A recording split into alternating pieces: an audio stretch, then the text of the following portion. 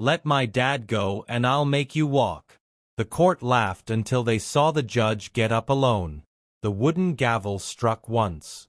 All rise, the bailiff announced. Everyone stood as Judge Raymond Callahan rolled into the courtroom, his black robe flowing over the sides of his wheelchair. At 62, his presence was still commanding. His paralyzed legs didn't weaken the authority in his steel blue eyes. He'd spent the last 10 years delivering sentences with a reputation for being merciless, especially toward men like the one seated in front of him today. A black man in his late 30s, hands cuffed in front, wearing a faded peach prison jumpsuit, sat silently at the defendant's table. His name, Darius Moore, charged with obstruction, fraud, and resisting arrest. The court saw another number, another file in the stack. To Judge Callahan, it was open and shut. Repeat offender. No visible remorse. The room buzzed with tension as the trial approached its final moment. Sentencing. The prosecutor stood. Your Honor, the people recommend no less than 15 years. The defendant has wasted this court's time with outrageous claims of false imprisonment. Despite all evidence pointing otherwise, he lied about who he is, lied about what he can do. It's time he faced the consequences. Darius lowered his head. His public defender remained silent. She'd stopped fighting hours ago. Callahan straightened in his chair, ready to speak. But then it happened. The heavy courtroom doors creaked open. A soft patter of small footsteps echoed across the chamber. Gasps followed. A little black girl, no older than 7, stepped quietly into the room. She wore a light blue dress, hair neatly tied into 2 braids. No adults accompanied her. No one stopped her. She walked straight down the aisle, past rows of spectators, past murmuring lawyers and stunned bailiffs, until she stood directly in front of Judge Callahan's bench. "Who is this child?" the judge barked, confusion flashing across his face. Before anyone could answer, the girl looked up at him with calm, unblinking eyes and said, "Let my daddy go and I'll make you walk." The courtroom exploded. Laughter burst from one of the gallery rows. A snort from the prosecution's table. Even one of the guards smirked. Callahan blinked, visibly caught off guard. "What did you just say?" "I said, if you let him go," she repeated, her voice steady, "I'll make you walk." The judge leaned back, the disbelief evident on his face. This isn't a place for jokes or fairy tales. "Bailiff, remove the girl." "Please," Darius called out suddenly, rising halfway from his seat. "Just let her speak." "Sit down," Callahan snapped. "This is highly irregular." "I came because you're not listening," the girl continued. "Nobody listens to my dad. They don't know who he really is." Callahan narrowed his eyes. "And who is he exactly?" "He used to help people before you locked him up. He used to make them better." More chuckles. This time even the stenographer had to look down to hide her grin. Callahan glanced at his clerk, visibly annoyed. "Why is she even allowed in here? Who let her in?" "She's his daughter," the bailiff answered awkwardly. "She walked in alone, refused to leave. We didn't know what to do.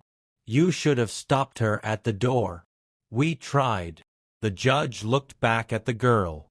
"What's your name, child?" "Hope." The room fell silent again. Callahan swallowed. "Hope, I don't know what you think is going to happen here, but this is a courtroom, not a place for whatever this is." "But this is exactly where it needs to happen," she replied.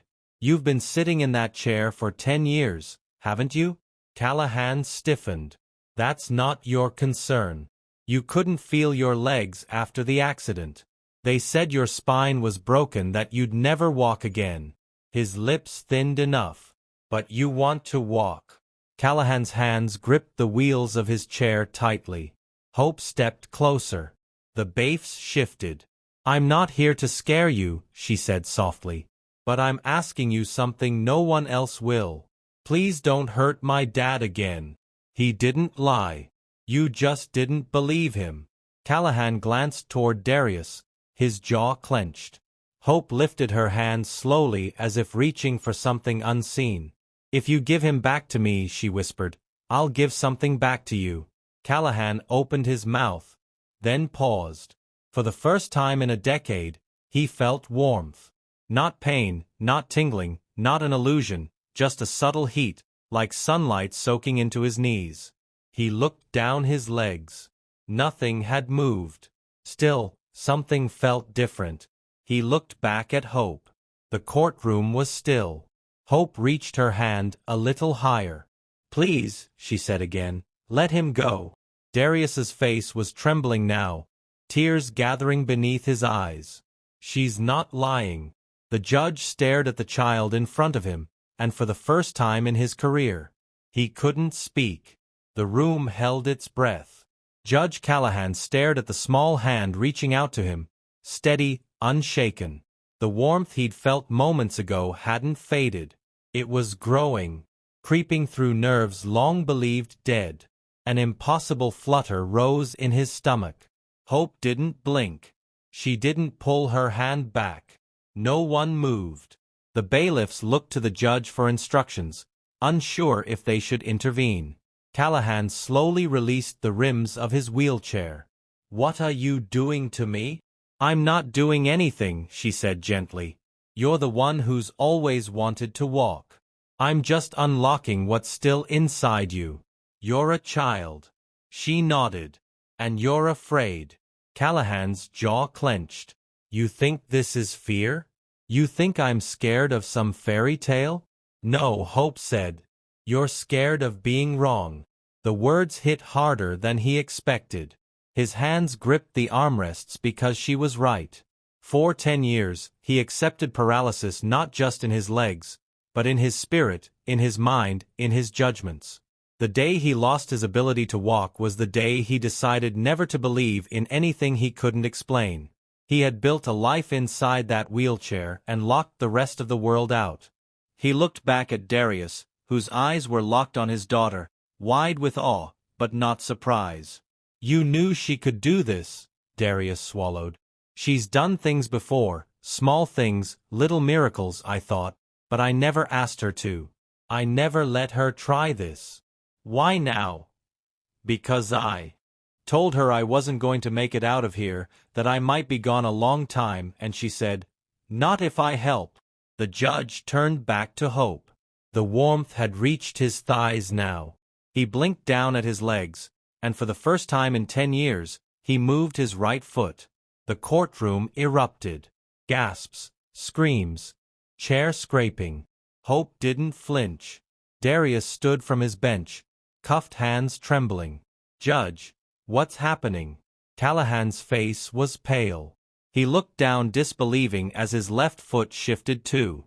Then slowly, painfully, he pressed his palms on the arms of the chair and rose.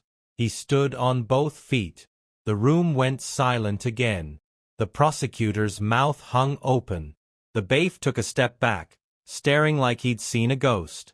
Callahan, Judge Raymond Callahan, stood tall, legs shaking beneath him, but standing. He tried to speak, but his throat closed. Hope stepped back and smiled. "Now, please give me back my dad." The judge collapsed back into his seat, not from failure, but from disbelief. His whole body trembled. This is impossible. But no one was laughing anymore. The clerk whispered, "Sir, what do we do now?" Callahan looked at the file in front of him. Darius's record, years of arrests, most dismissed. One charge, no conviction. And this current one based on an anonymous tip, no hard evidence, no victim willing to testify. It had never sat right with him. But he buried it beneath assumptions. "Bring me the arresting officer's report," he ordered, voice cracking. Within minutes, the courtroom was in motion. Paperwork shifted, documents emerged, and something else did, too. Inconsistencies, timeline gaps, witness testimony that had been fabricated. It unraveled quickly. Within the hour, Judge Callahan issued a full reversal of judgment. "Mr. Darius Moore, he said slowly, voice shaking as he stood once more. "You are hereby cleared of all charges. Your record will be expugned, and this court owes you an apology." Hope rushed to her father's arms. Darius dropped to his knees, still in chains, and hugged her tight. "She did what she promised," he whispered, burying his face into her shoulder. Callahan approached slowly. "I want to know how she did that." Darius stood and looked him in the eye. "She didn't heal you. She reminded you that you could heal yourself." Callahan shook his head. "That doesn't make sense. It's not supposed to."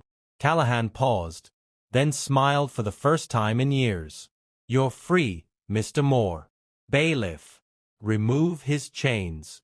The shackles hit the floor with a clatter.